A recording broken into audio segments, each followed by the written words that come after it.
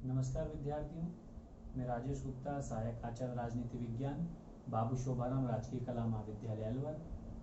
आज इस टॉपिक पर हम चर्चा करेंगे वह है राज्यपाल की शक्ति। मैंने पूर्व के वीडियो में राष्ट्रपति की शक्तियों पर भी चर्चा की है। आप चाहें तो उस वीडियो को देख सकते हैं। वो मैं आपसे इसलिए कह रहा हूँ कि यदि हमें राष्ट्रपति की शक्तियाँ यदि अच्छे से याद हैं तो हमारे लिए राज्यपाल की शक्तियों को समझना बहुत आसान हो जाता है, क्योंकि भारत ने अपनी शासन व्यवस्था में संसदीय शासन को स्वीकार किया है। संसदीय शासन व्यवस्था केंद्र के स्तर पर भी है, संघीय स्तर पर भी है। केंद्र के स्तर पर कार्यपालिका के 2 प्रधान हैं। जो कार्यपालिका के जो प्रधान है वो राष्ट्रपति महोदय हैं, लेकिन वो नाम मात्र के हैं। वास्तविक शक्ति प्रधानमंत्री और उसकी मंत्रिपरिषद में है। जबकि राज्य के स्तर पर बात करें तो यहाँ भी संसदीय शासन व्यवस्था है। यहाँ पर भी कार्यपालिका के जो प्रधान हैं वो राज्यपाल महोदय हैं, लेकिन वो राज्य के संवैधानिक प्रधान हैं, और जो वास्तविक शक्ति है वो मुख्यमंत्री और उसकी मंत्रिपरिषद में निहित है। तो इस प्रकार हमारे यदि राज्यपाल को समझना है तो हमारे लिए राष्ट्रपति की शक्तियां यदि हमें अच्छे से याद हैं तो राज्यपाल को हम बहुत आसानी से याद कर सकते हैं, उसकी शक्तियों को समझ सकते हैं। तो सबसे पहले बात करते हैं उसकी कार्यपालिका संबंधी शक्तियों की। संविधान की 154 में लिखा हुआ है कि राज्य के समस्त कार्य राज्यपाल के नाम से किए जाएंगे। जैसे केंद्र के समस्त जो प्रशासनिक कार्य हैं वो राष्ट्रपति के नाम से होते हैं, उसी प्रकार राज्य स्तर पर जो सारे कार्य हैं वो राज्यपाल के नाम से किए जाते हैं। अनुच्छेद 164 में लिखा हुआ है राज्यपाल मुख्यमंत्री की नियुक्ति करेगा, मुख्यमंत्री के सलाह से वो अन्य मंत्रियों की नियुक्ति करेगा। ये जो मंत्री हैं ये सभी राज्यपाल महोदय के प्रसाद पर्यंत कार्य करते हैं। इसके अलावा जो राज्यपाल है वो कई अन्य महत्वपूर्ण अधिकारियों की नियुक्ति करता है। जैसे राज्य में महाधिवक्ता, जिसे अपन एडवोकेट जनरल बोल रहे हैं, इसकी नियुक्ति करता है। इसलिए जो महाधिवक्ता है वो राज्यपाल के प्रसाद पर्यंत कार्य करता है।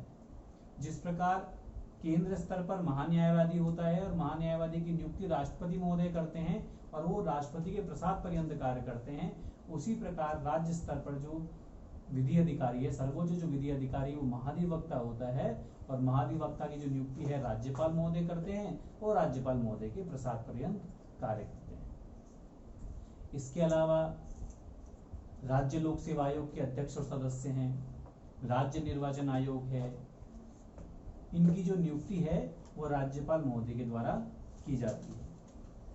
इसके अलावा राज्यों के जो विश्वविद्यालय हैं उनके कुलपति की जो नियुक्ति है वो भी राज्यपाल महोदय करते हैं। उच्च न्यायालय के जो न्यायाधीशों की जो नियुक्ति प्रक्रिया है उसमें भी राष्ट्रपति महोदय राज्यपाल से परामर्श ग्रहण करते हैं, परामर्श लेते हैं। अनुच्छेद 167 में मुख्यमंत्री के कर्तव्य और राज्यपाल की सूचना के अधिकार संबंधी प्रावधान है। अनुच्छेद 167 में कहा गया है कि मुख्यमंत्री का एक कर्तव्य है कि जो उनके विधायन संबंधी जो निर्णय हैं, मंत्रिपरिषद द्वारा समय समय पर जो निर्णय लिए जाते हैं उनकी सूचना वो राज्यपाल महोदय को दें, और राज्यपाल महोदय स्वयं भी ऐसी सूचना आवश्यक होने पर मांग सकते हैं।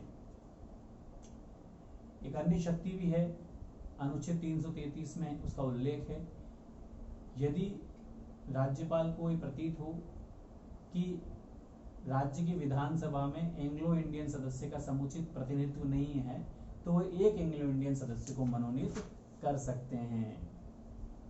इसके अलावा यदि राज्य विधान परिषद उस राज्य में है, क्योंकि कई राज्यों में केवल विधानमंडल का एक सत्र है, विधानमंडल का केवल एक सदन है, कई राज्यों में विधानमंडल के दोनों सदन होते हैं, विधानसभा दूसरा विधान परिषद। तो वे राज्य जहां विधानसभा के साथ साथ विधान परिषद भी है, उन राज्यों में विधान परिषद की जो कुल सदस्य संख्या है उसके 1/6 सदस्यों को जो मनोनीत करने की शक्ति है, मनोनीत करने का जो अधिकार है वो राज्यपाल के पास सुरक्षित है। इसका प्रावधान संविधान के अनुच्छेद 171 में है। इसके अलावा यदि किसी राज्य में संवैधानिक तंत्र विफल हो जाए, संविधान के अनुसार यदि किसी राज्य का शासन नहीं चल रहा है, तो राज्यपाल उस राज्य में राष्ट्रपति शासन अनुच्छेद 356 में जिसका प्रावधान है उसकी अनुशंसा राष्ट्रपति महोदय को कर सकते हैं, उसकी सिफारिश राष्ट्रपति महोदय को कर सकते हैं। राज्यपाल राज्यों के जो विश्वविद्यालय हैं उनके कुलाधिपति होते हैं, और कुलाधिपति होने के नाते ही वो सभी जो राज्य में जितने भी विश्वविद्यालय हैं उनके कुलपति की जो नियुक्ति है वो भी राज्यपाल महोदय ही करते हैं। फिर हम बात करते हैं राज्यपाल की विधायी शक्तियों के बारे में।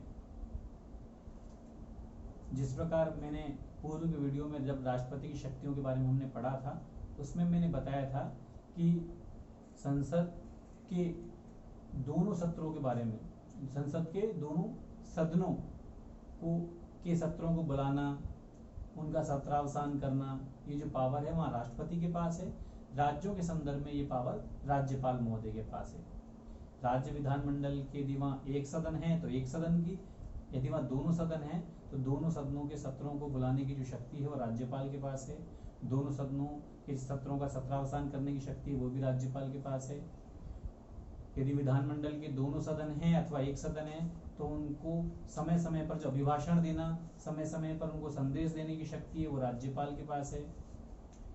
यदि मुख्यमंत्री के पास विधानसभा में बहुमत नहीं है तो किसी भी इस स्थिति पे राज्यपाल महोदय विधानसभा को विघटित कर सकते हैं, ये शक्ति भी राज्यपाल महोदय के पास है। इसके अलावा जैसे ही नई विधानसभा गठित होती है तो उनका जो पहला सत्र होता है उसमें राज्यपाल महोदय अपना विशेष अभिभाषण देते हैं। प्रत्येक वर्ष का जो प्रथम सदन होता है, प्रथम जो सत्र होता है उसमें भी राज्यपाल महोदय अपना अभिभाषण देते हैं। धन विधेयक पर राज्यपाल महोदय अपनी स्वीकृति देने के लिए बाध्य हैं, लेकिन यदि धन विधेयक को छोड़ दिया जाए और अन्य विधेयक हैं उन पर राज्यपाल चाहें तो मंत्रिपरिषद द्वारा जो उन्हें परामर्श प्राप्त होता है, जो राय प्राप्त होती है उस विधेयक के संबंध में, तो उस विधेयक को वापस वो एक बार पुनर्विचार के लिए लौटा सकते हैं।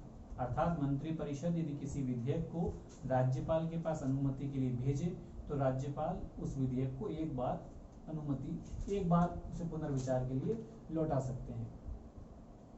लेकिन यदि मंत्रिपरिषद उस विधेयक को पुनर्विचार करके वापस राज्यपाल के पास अनुमति के लिए भेजे तो राज्यपाल महोदय को उस पर हस्ताक्षर करने ही होंगे। लेकिन धन विधेयकों पर राज्यपाल अपनी मंजूरी देने के लिए बाध्य हैं, वो उन्हें पुनर्विचार के लिए नहीं लौटा सकते। लेकिन कुछ विशेष विधेयक ऐसे हैं जिन पर राज्यपाल को लगे कि ये इन विशेष विधेयकों पर राष्ट्रपति की स्वीकृति जरूरी है, राष्ट्रपति की मंजूरी आवश्यक है, तो ऐसे विशेष विधेयकों को वो राष्ट्रपति की अनुमति के लिए भेज सकता है। इसका प्रावधान अनुच्छेद 200 में है। फिर हम बात करते हैं अनुच्छेद 213 की, जिसमें राज्यपाल के अध्यादेश जारी करने की शक्ति है। राष्ट्रपति को अध्यादेश जारी की जो करने की शक्ति है वो संविधान के अनुच्छेद 123 में है, जबकि राज्यपाल को अध्यादेश जो जारी करने की शक्ति है वो उसका प्रावधान अनुच्छेद 213 में है। राज्यपाल को जो अध्यादेश जारी करने की शक्ति है वो राज्य और संवर्ती सूची के विषयों पर है। अध्यादेश का मतलब है विशेष कानून, विशेष आदेश जो विशेष परिस्थिति में जारी किए जाते हैं। अच्छा, ऐसी परिस्थिति कब पैदा होगी? जब विधानमंडल के सत्र आयोजित नहीं हो रहे हों, विधानमंडल के सत्र नहीं चल रहे हों, क्योंकि सामान्यतः कानून बनाने की जो जिम्मेदारी है वो विधानमंडल के पास है। जिस प्रकार संघीय कानून बनाने की जो जिम्मेदारी है वो हमारे देश की संसद के पास है, उसी प्रकार राज्य संबंधी कानून बनाने की जो जिम्मेदारी है वो उस राज्य के विधानमंडल के पास है। विधानमंडल में दोनों सदन आते हैं। यदि उस विधानमंडल में उस राज्य में एक सदन है तो विधानसभा होगी, यदि दोनों सदन है तो विधानसभा और विधान परिषद दोनों के पास उस राज्य संबंधी कानून को बनाने की शक्ति उनके पास है। अब यदि विधानमंडल के सत्र नहीं चल रहे हैं और उस समय ऐसी परिस्थिति पैदा हो जाए कि किसी अमुक विषय पर कानून बनाना या आदेश जारी करना बहुत जरूरी है, तब ऐसी स्थिति में राज्यपाल महोदय अध्यादेश की शक्ति का प्रयोग कर सकते हैं, वो किसी कानून को लागू कर सकते हैं। लेकिन शर्त क्या है? जैसे ही विधानमंडल के सत्र शुरू होंगे तो उस अध्यादेश को विधानमंडल के, यदि एक सदन है तो एक सदन से, दोनों सदन है तो दोनों सदनों से अनुमति मिलना जरूरी है। और ये अनुमति विधानमंडल के सत्र शुरू होने के अधिकतम 6 सप्ताह में अनुमति मिलना जरूरी है। 6 सप्ताह में यदि अनुमति न मिले सत्र शुरू होने के पश्चात तो वो अध्यादेश समाप्त हो जाता है, उसका अस्तित्व समाप्त हो जाता है। अब ये प्रश्न पैदा होता है कि यदि विधानमंडल के वहां 2 सदन हैं और विधानसभा का समय, जो विधानसभा का सत्र अलग अवधि में शुरू हुआ, विधान परिषद का समय अलग समय पर शुरू हुआ, तो वो सदन जिसका सत्र लेट शुरू हुआ है 6 सप्ताह तब से गिने जाएंगे। एक प्रश्न यह भी पैदा होता है कि अध्यादेश अधिकतम कितनी समय सीमा तक बिना विधानमंडल की अनुमति के रह सकते हैं, अस्तित्व में रह सकते हैं। क्योंकि अध्यादेश जब जारी किए जाते हैं जब विधानमंडल के सत्र आयोजित नहीं हो रहे हों, और 2 सत्रों में अधिकतम गैप 6 महीने का हो सकता है। अब चूंकि अध्यादेश जब जारी हो रहे हैं जब विधानमंडल के सत्र नहीं चल रहे हैं, और तो उस समय का जो अधिकतम समय पीरियड है वो 6 महीने हो सकता है, क्योंकि 6 महीने बाद तो आपको दूसरा सत्र बुलाना जरूरी है। 6 महीने के अंदर अंदर दूसरा सत्र भी आयोजित हो जाना चाहिए पहले सत्र आयोजित होने के बाद। अर्थात विधानमंडल के पहले सत्र और दूसरे सत्र में अधिकतम 6 माह का गैप ही हो सकता है, 6 माह से अधिक का अंतराल नहीं हो सकता। और इस समयावधि में अध्यादेश जारी किया जाएगा, क्योंकि अध्यादेश जब ही जारी किया जाता है जब सत्र आयोजित नहीं हो रहे हों। तो अधिकतम ये 6 माह तो ये हो गए, और विधानमंडल के सत्र शुरू होने के अधिकतम 6 सप्ताह। तो जो अध्यादेश की समयावधि है वो 6 महीने और 6 सप्ताह तक हो सकती है। जब और यदि इस समयावधि में इनको विधानमंडल की अनुमति मिल जाती है तो वो कानून बन जाते हैं। यदि विधानसभा यथार्थ और विधान परिषद यदि वहां है तो दोनों विधानमंडल के जो दोनों सदन हैं उनकी अनुमति सत्र शुरू होने के 6 सप्ताह में मिल जाए तो इन अध्यादेशों को कानून का दर्जा मिल जाता है, और नहीं मिले तो इनका अस्तित्व समाप्त हो जाता है। इस प्रकार जो अध्यादेश हैं वो 6 महीने और 6 सप्ताह तक, यदि विधानमंडल की अनुमति, विधानमंडल के दोनों सदनों की अनुमति न मिले तो 6 माह और अधिकतम 6 सप्ताह, अधिकतम 6 माह और 6 सप्ताह तक के अस्तित्व में रह सकते हैं। इसके अलावा अन्य शक्ति और है, विधानमंडल के किसी सदस्य की अयोग्यता संबंधी विवाद है, यदि वो प्रश्न दल बदल से संबंधित है तो इसका जो अंतिम निर्णय है वो सदन का अध्यक्ष करता है। यदि हम विधानसभा की बात करें तो विधानसभा की दल बदल संबंधी यदि कोई केस है तो उसका निपटारा विधानसभा अध्यक्ष करेगा, लेकिन यदि कोई अन्य योग्यता संबंधी विवाद है तो इसका निपटारा निर्वाचन आयोग की सलाह से लेकर चुनाव आयोग की सलाह से राज्यपाल महोदय करते हैं। तो हमने आज की वीडियो में राज्यपाल महोदय की कार्यपालिका और विधायी शक्तियों के बारे में हमने पढ़ा। अगले वीडियो में राज्यपाल महोदय की हम अन्य शक्तियों के बारे में चर्चा करेंगे। आपका बहुत धन्यवाद। Thank you.